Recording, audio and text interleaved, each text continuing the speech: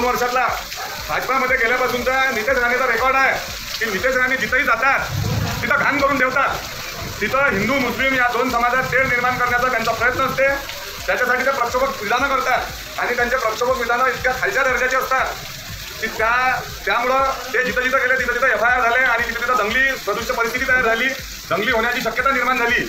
म्हणून मी व अचलपूर तालुक्यातल्या सर्व सामाजिक संघटना, शेतकरी संघटना, ज्येष्ठ नागरिक संघ, क्रांतीज्योती brigade, Sambhaji brigade, Jijau brigade, Maratha सेवा संघ, मुस्लिम संघटना, सामाजिक संघटना बऱ्याचशा, या सर्व संघटनांनी मिळून आज दिनांक 23 रोजी आपण आपल्या उपविभागाचे SDO व SDPO पोलीस अधिकारी या सर्वांना निवेदन देऊन आपण विनंती केलेली आहे की नितेश राणेंच्या सभा आणि मोर्चा हा कार्यक्रम थांबवला गेला पाहिजे.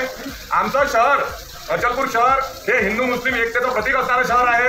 या शहरानं याच्याही आधी राजकीय लोकांच्या बदमाशीमुळं व राजकीय लोकांच्या स्वार्थामुळं खूप काही भोगलेलं आहे. हिंदू आणि मुस्लिम दोन्ही समाजानं भोगलेलं आहे.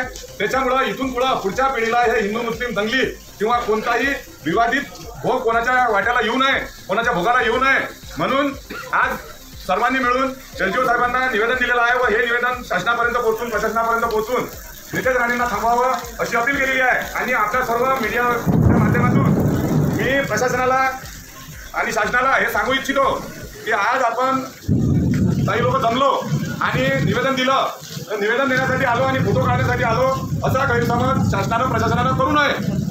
आम्ही शांततेच्या मार्गानं, आम्हाला ज्या महामानवानं घटना दिली त्या बाबासाहेबांच्या मार्गानं, गांधीजीच्या मार्गानं, मौलाना अब्दुल कलाम साहेबांच्या मार्गानं, त्या सर्व महापुरुषांच्या मार्गानं, बुद्धाच्या मार्गानं, संत तुकारामांच्या मार्गानं जाऊन नितेश राणेंच्या सभेचा शेवटपर्यंत विरोध करू.